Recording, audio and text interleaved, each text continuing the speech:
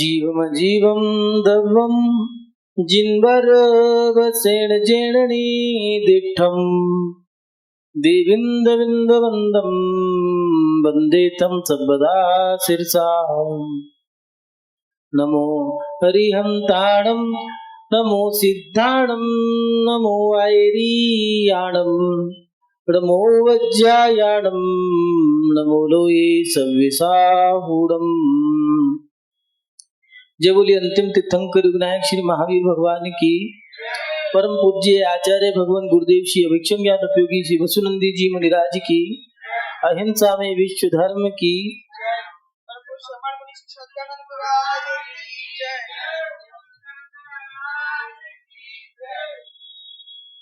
सभी उपस्थित धर्म प्रेमी पुण्य आत्मा एवं महानुभाव, हम अपने जीवन में अपना धर्म ध्यान करते हुए और संसार में रहकर के एक संतुलित जीवन जीते हुए अपना जीवन जीते हैं। मन में बहुत सारे सवाल खड़े होते हैं। निर्गंत मुनियों के माध्यम से, गुरुओं के माध्यम से हम अपनी जिज्ञासाओं का समाधान एवं हर सवाल का जवाब प्राप्त करना चाहते हैं। महानुभाव, प्रत्येक व्यक्ति अपने जीवन में अंत समय की एक साधना करता है कि हम अपने जीवन का अंत समय कैसे गुजारें। मन में एक सवाल खड़ा होता है कि हम अपने जीवन में किन चीजों से बचें। ऐसी कौन सी 4 चीजें हैं जिनसे हमें बचना है। तो महानुभाव, आचार्य अमोघवर स्वामी जी जो लगभग 8वीं 9वीं शताब्दी में हुई, आचार्य जिनसेन स्वामी के सानिध्य में इन्होंने अपना राज्य इस समय गुजारा और राज्य काल के बाद इन्होंने धर्म में अपना समय जो दिया है, दीक्षा लेकर के मुनि अवस्था ग्रहण करी और आचार्य पद को प्राप्त करने के बाद गूढ़ रहस्य में ग्रंथों की रचना करी। और उसी में ही आचार्य अमोघवर स्वामी जी ने प्रश्नोत्तर रत्नमालिका की 20 नंबर की तालिका में हमें हमारे इस सवाल का जवाब उन्होंने 8वीं 9वीं शताब्दी में दे दिए। आचार्य अमोघवर स्वामी जी लिख रहे हैं, कंडकते तत्व सुभी कस्यात्मानो समर्पते जातु मूर्खस्य विषादस्य च गर्वस्य तथा कृतवस्य। हमें अपने जीवन में अगर बचना है तो ऐसी वो कौन सी 4 चीजें हैं जिनसे हमें बचना होगा। तो यहाँ अमोघवर स्वामी जी लिख रहे हैं, हे भगवान, प्राणों के कंठगत हो जाने पर भी अपने को किसके अधीन नहीं करना चाहिए? मूर्ख की। दूसरा, विषाद युक्त उस व्यक्ति की, घमंडी जिसे अहंकारी भी कहते, तथा कृतघ्नि, इनके अधीन कभी नहीं होना चाहिए। महानुभाव, थोड़ा समझे हम इस बात को भी। मूर्ख से, मूर्ख माने अज्ञानी भी होते हैं और मूर्ख तो आप सब जानते हैं। अज्ञानी या मूर्ख, इन दोनों की मित्रता से हमें बचना होगा। मूर्ख अगर हमारा मित्र ही क्यों ना हो, उससे हमें बचना होगा, क्योंकि मूर्ख अज्ञानी व्यक्ति हमारा अहित ही करेगा। इसलिए आप लोग देखते होंगे पढ़े लिखे व्यक्ति पढ़े लिखों के ही साथ बैठते हैं, मूर्ख मूर्खों के साथ बैठते हैं। अनपढ़ व्यक्ति को अनपढ़ अच्छे लगते हैं, पढ़े लिखे अच्छे नहीं लगेंगे। ऐसे ही मूर्ख के लिए दिया है कि मूर्ख अपने बीच में, मूर्खों के बीच में बैठेगा, मूर्खों को ही बिठाएगा। लेकिन अगर किसी ज्ञानी व्यक्ति के साथ कोई मूर्ख लग गया तो उसका तो जीवन बर्बाद है। एक राजा ने अपने सेवकों को आदेश दे दिया कि ये मेरा प्रिय जंतु है, इसकी आप लोग रक्षा करें। और वो नाचता, राजा के साथ रहता, चलता कूदता, सब काम करता। और राजा ने उस जानवर को अपना एक दायित्व सौंप दिया। राजा उसे बहुत चाहता था और राजा का वो भी प्रिय था, और राजा भी उसे अपना स्नेह देता था। और एक दिन राजा ने उसे नियुक्ति दे दी कि तुम मेरे अंगरक्षक बन जाओ। ठीक है। और वो जानवर जो है राजा का प्रिय है, राजा की बहुत रक्षा करते हैं, सोता नहीं है, जागता है। कभी कभार ऐसा भी होता है कि इंसान से ज्यादा वफादार जानवर निकल जाते हैं और वे बंदर राजा की रक्षा करता, चौकसी करता।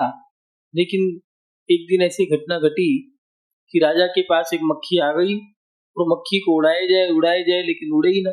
कभी कभी कहीं, कभी कहीं, कभी कहीं उसे गुस्सा आया कि मक्खी तू मेरे राजा को परेशान करती है, मैं तुझे छोड़ूंगा नहीं। और उसने तलवार ली, मक्खी को मार दिया। लेकिन वो ये नहीं जानता था कि मक्खी मरे या ना मरे, राजा तो जाना है। मक्खी उड़ गई और राजा की नाक पे मक्खी बैठी थी, नाक लटक गई। मान भाव, मूर्ख हमें विपत्ति में डाल देते।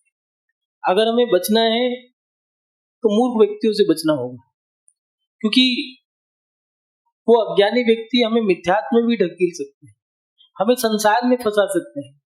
इसलिए दो प्रकार का मूर्ख माना है।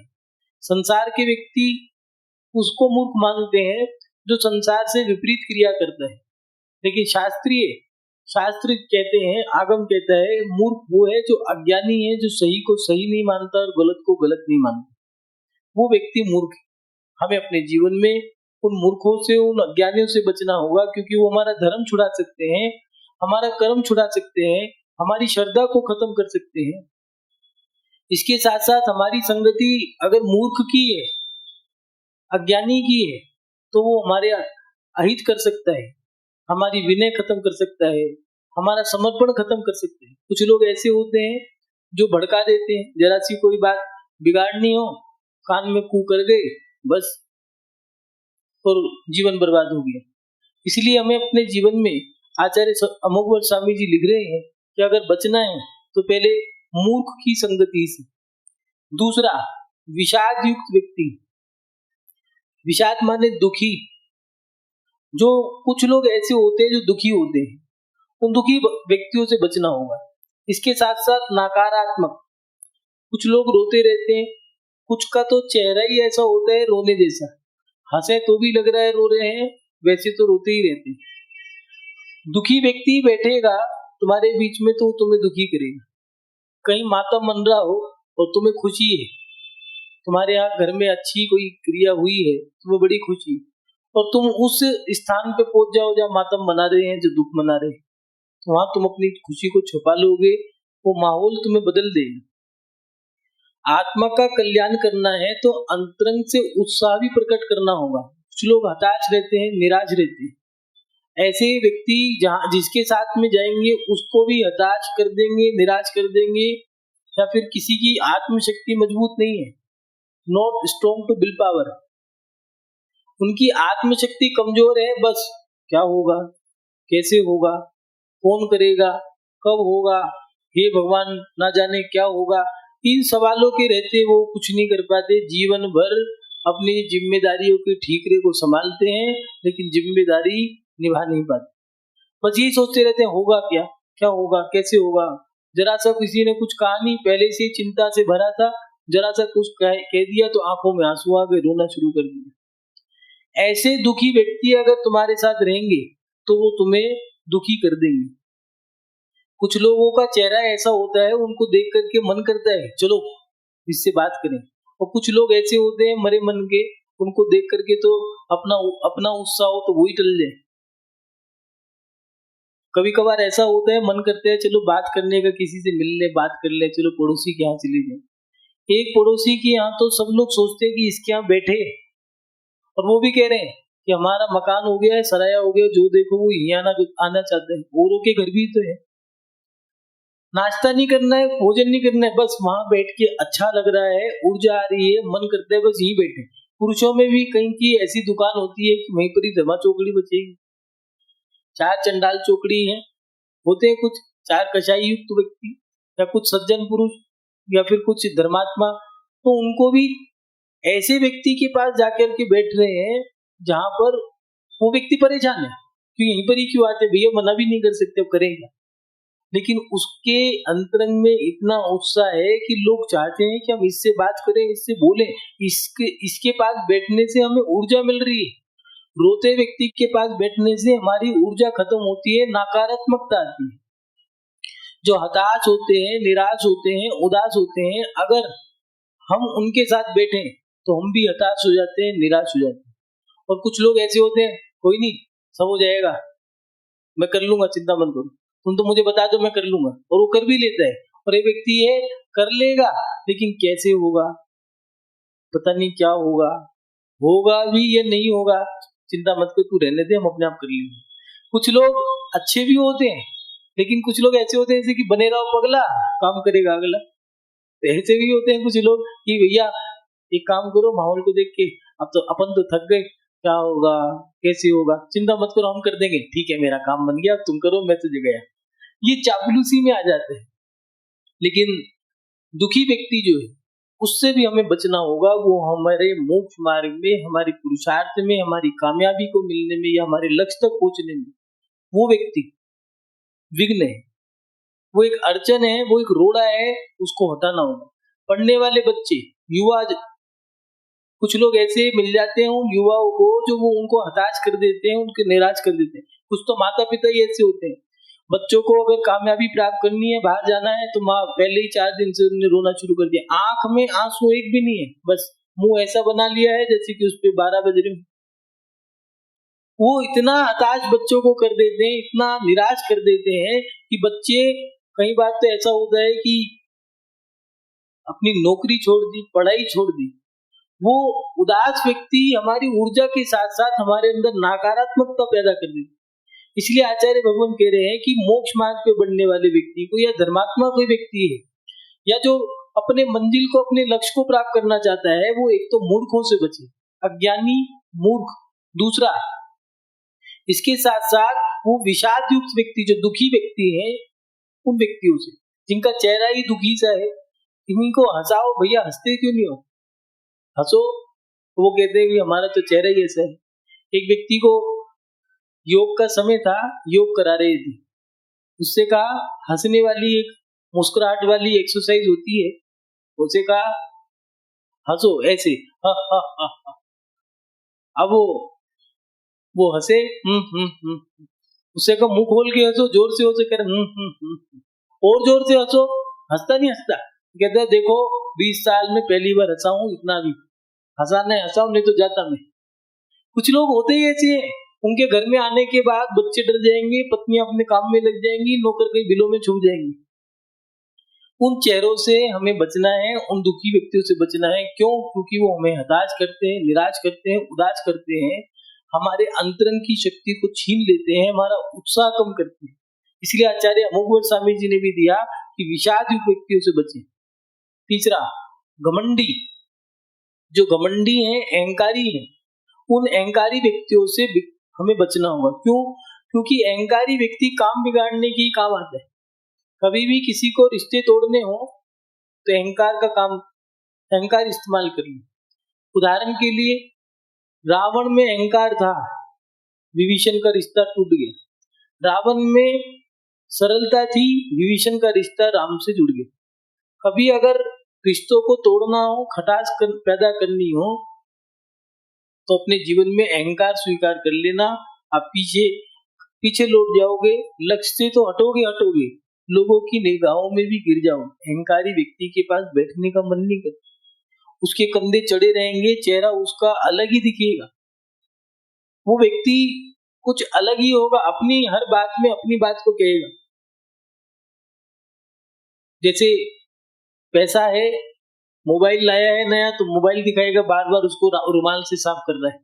क्यों भैया, एक बार जब साफ कर ले तो क्या जरूरत है 4 बार साफ करने। कपड़े अगर नए पहन के आया है, बढ़िया से कपड़े पहन के आया है, तो बार बार उन कपड़ों पे ऐसे ऐसे करता रहेगा। अब दिखाएंगे, देखे कौन, कैसे देखे। और कुछ लोग तो ऐसे, जैसे मान लो सोने की चेन पहन लिया, उसको हाथ में लेके घुमाते रहेंगे। वो पूछे तो सही, कहाँ से बनवाई, कितने की बनवाई, किससे बनवाई, क्यों बनवाई, कितने दी, किसने दी। पर्व पे अगर कोई किसी व्यक्ति ने जन्म दिवस, उत्सव, महोत्सव पर कोई इनाम दे दिया है, तो वो हाथ में लेके बैठा है कि लोग मुझसे पूछे कि मेरे पास ये क्यों है, कितने का है। ये अहंकारी व्यक्ति की क्रियाएं कुछ ऐसी होती है कि वो चाहेगा मुझे आगे से आगे बैठने का मौका मिले। क्यों? पीछे वाले सब मुझे देखें। ये अहंकारी व्यक्ति की चाल ढाल अलग होगी, झुकेगा नहीं। और पैसे वाला होगा तो देख लेना पैसे वाले के साथ बैठे, गरीब उसे अच्छे नहीं लगेंगे, इन्फेक्शन हो जाएगा, दूर हो जाओ। जब खुद गरीब था तो कोई बात नहीं, अब पैसे वाला हो गया है, डिटोल से साफ हाथ करो। ये अहंकारी व्यक्ति हमारे लक्ष्य को पीछे ढकेलने में काम करता है। अहंकार हमें बिगाड़ने का काम करता है।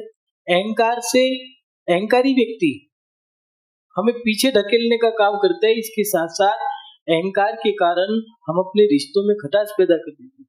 हमें जो लक्ष्य प्राप्त करना है वो लक्ष्य प्राप्त नहीं कर पाते, इसलिए अपने जीवन में अहंकारी व्यक्ति से बचो। वो हमारा पतन करने का काम करते हैं। हमें जो काम करना है वो नहीं करने देगा। कुछ लोग ऐसे हैं कि मान लो सामर्थ्य नहीं है पैसा खर्च करने की, लेकिन उसको दिखाने के लिए, मात्र दिखाने के लिए ज्यादा खर्च करना पड़ रहा है। गुजारा तो वो कर सकता है थोड़े में, लेकिन क्या करे, गाड़ी भी तो चाहिए, घर के अंदर फ्रिज भी तो चाहिए। क्यों? क्योंकि मेरे अहंकार की पुष्टि इस सामग्री से होगी। बाकी दूध लेने के लिए वो पैदल भी जा सकता है, लेकिन क्या करूं, 4 लोग तो स्कूटी पे आते हैं, मैं अकेला पैदल क्यों जाऊं, मुझे स्कूटी चाहिए।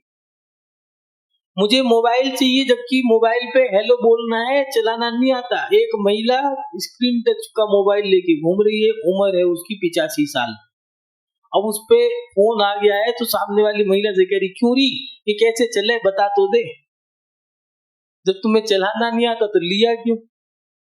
अब उसको दिखाने मात्र की, मेरे अहंकार की पुष्टि भी हो क्या, मेरे पास भी कुछ है। ऐसा व्यक्ति हमारे जीवन में अगर वो संगति हम उसकी संगति बना लें तो वो हमारे जीवन का पतन कर दे। इसलिए आचार्य मुगवत स्वामी जी दे रहे हैं कि अहंकारी व्यक्ति को स्थान मत दो। एक घटना घटी आचार्य श्री विमल सागर जी के समय में। उनसे किसी ने पूछा कि जीवन को कैसे जीना चाहिए, एक ऐसा कोई उपदेश दीजिए कि आप तो समाधि कर रहे हैं, समाधि करते करते अब अंतिम उपदेश देके जाओ। तो उन्होंने मुंह खोल दिया, हाँ, बंद कर लिया। तो फिर कहने लगे, आचार्य श्री कोई तो उपदेश दो, अंतिम उपदेश जो हम अपने जीवन में उसको धारण करें। तो उन्होंने कहा, दिया ना उपदेश। क्या दिया आपने? नहीं, मुंह खोला ना, क्या मुंह में कुछ था क्या? कहने कुछ नहीं था। क्यों खोला, क्यों, क्या उपदेश दिया इसमें? कहने लगे, मुंह के अंदर जीभ थी, तुम्हें दिखी नहीं क्या? तो यही उपदेश दिया कि जीभ बचपन से जब जन्म लेते हैं तब से आती है, मरण तक रहती है। दांत, उनमें अकड़ होती है, लोगों को दबाते हैं, काटते हैं, जन्म के बाद आते हैं, मरण से पहले चले जाते हैं। इसलिए अपने जीवन में जीव जैसी लचक पैदा करो, अहंकार पैदा मत करना, क्योंकि दांत की तरह गिर जाओगे, तोड़ देंगे, टूट जाएंगे। मालूम बात, हम अपने जीवन में अहंकारी व्यक्तियों से बचे। दूसरा, आचार्य भगवान ने दिया इस चौथे नंबर पे कि हम अपने जीवन में कृतज्ञ व्यक्ति से बचे। जो कृतज्ञ है, एहसान फरामोश, जो तुम्हारे उपकारों का उपकार नहीं मानता है, ऐसा व्यक्ति। अगर मान लो किसी ने जमाई के ऊपर एहसान कर दिया है, बेटी को अगर कुछ दे दिया और अगर वो एहसान मांगता है तो कहता है कि मेरे सास ससुर ने मुझे बहुत कुछ दिया, ये उनकी कृपा है कि मैं आज यहाँ तक हूँ। और अगर कोई एहसान फरामोश मिल जाए, कितना भी दे लो, सोना दे लो, चांदी दे लो, बेटी को साड़ी दे लो, सास ससुर को दे दिया, उसके बहन को दे दिया, उसके भाई को दे दिया, उसके बच्चों के लिए भी एफडी करा दी, मकान भी दे दिया, प्लॉट दे दिया, हर त्योहार पे खाने की सामग्री, इसके साथ साथ धन दौलत सब कुछ देते, फिर भी एक ही शब्द निकलेगा उसके मुंह से, दिया क्या? कुछ होते हैं ऐसे कि उनके लिए कितना भी कर दो। माता पिता ने अपने बच्चों को पढ़ाया लिखाया, खिलाया पिलाया, बड़ा करा, पैरों पे खड़ा करा, उसकी शादी कर दी, और शादी करने के बाद उसके बच्चे हो गए, उसके बच्चों को भी खिला रहे। गीले बिस्तर में दादा दादी सो रहे हैं, पोते को अपने ऊपर सुला रहे, लेकिन फिर भी कितना भी कर लो, लेकिन बच्चे आखिरी में मिलेगा सुनने को यही कि तुमने हमारे लिए किया क्या। बच्चों के लिए कितना भी कर लो, आखिरी में सुनने को यही मिलेगा। कई लोगों ने तो सुन लिया होगा, और जिन्होंने नहीं सुना होगा तो सुनने के लिए तैयार रहना, क्योंकि सुनने को तो मिलेगा। संसार की फितरत है, कितना भी कर लो सुनने को यही मिलेगा कि तुमने हमारे लिए किया क्या। एक राजा ने, संतान का जन्म हुआ, राजा बड़ा खुश था, दोनों हाथों से मोहरे बांटी। आप लोग बोलते हैं ना, तेरे पिता लुटावे मोहरे, खजाने सारे खुल जाएंगे। ऐसे एक पिता ने अपने बच्चे के जन्म पे दोनों हाथों से मोहरे लुटाई। लोगों ने बहुत मोहरे लूटी, और जब जाने लग गए तो उनमें से एक व्यक्ति कहने लगा, राजा बड़ा कंजूस। उसने कहा, क्यों भैया?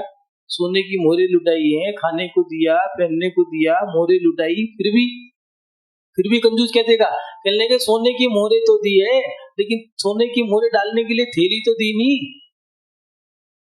कुछ लोग ऐसे ही होते हैं, कितना भी खा जाए, सुबह का नाश्ता कर गए, दोपहर का खाना खा गए, शाम का खाना खा गए, और फिर उनसे पूछा क्यों, कैसा लगा? खाना तो बढ़िया था, बस एक कमी थी, नमक नहीं था। ये रहती है कि इन लोगों के अंदर, जो व्यक्ति देने के बाद भी उपकार न माने, वो व्यक्ति कृतज्ञ है। पूज्य गुरुदेव कहा करते कि प्रायश्चित ग्रंथ होता है, जैन धर्म में ही नहीं, सभी धर्मों में, चाहे कुरान में भी हो, चाहे पुराण हो, चाहे जैन धर्म के शास्त्र हो, प्रत्येक धर्म के अंदर एक आचार संहिता बनाई गई है। अगर कोई अपराध कर दिए तो उसका ये दंड। गुरुजी ने बहुत अच्छी बात बताई, कहने लगे, कृतज्ञ जो एहसान फरामोश है, जो कभी गुरु का उपकार नहीं मानता है, अपने माता पिता का उपकार नहीं मानता है, अपनी मातृभूमि का उपकार नहीं मानता है, वो व्यक्ति कृतज्ञ है। उस कृतज्ञ का के लिए कोई प्रायश्चित नहीं है। प्रायश्चित ग्रंथ में भी उसका कोई प्रायश्चित नहीं लिखा। मान भाव, हमें अपने जीवन में अगर अपनी आत्मा का कल्याण करना है तो अपनी संगति को सुरक्षित रखना होगा। हमें 4 चीजों से जरूर बचना होगा। पहला, मूर्ख। इन मूर्खों से, जो अज्ञानी है, जो मूर्ख है, जो मूल को खा जाए, जो संसार और धर्म से विपरीत क्रिया करे। कुछ लोग ऐसे हैं जो टॉर्च चला करके आरती करते हैं, वो मूर्ख हैं, उन्हें अज्ञानी कहा है। इनसे बचो, क्योंकि वो तुम्हारा धर्म और तुम्हारा कर्म दोनों बिगाड़ देंगे। दूसरा दिया, दुखी व्यक्ति।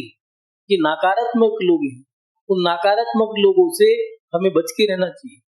तीसरा दिया है अहंकारी, और चौथा कृतज्ञ, जो हमारे उपकार करने के बाद भी हमारे उपकार को ना माने। महानुभाव, हमारे जीवन में हमें इन 4 चीजों से बच करके अपना धर्म ध्यान करना होगा, तब जाकर के हमारी आत्मा का कल्याण होगा। आप सभी लोग इन 4 चीजों से बचें।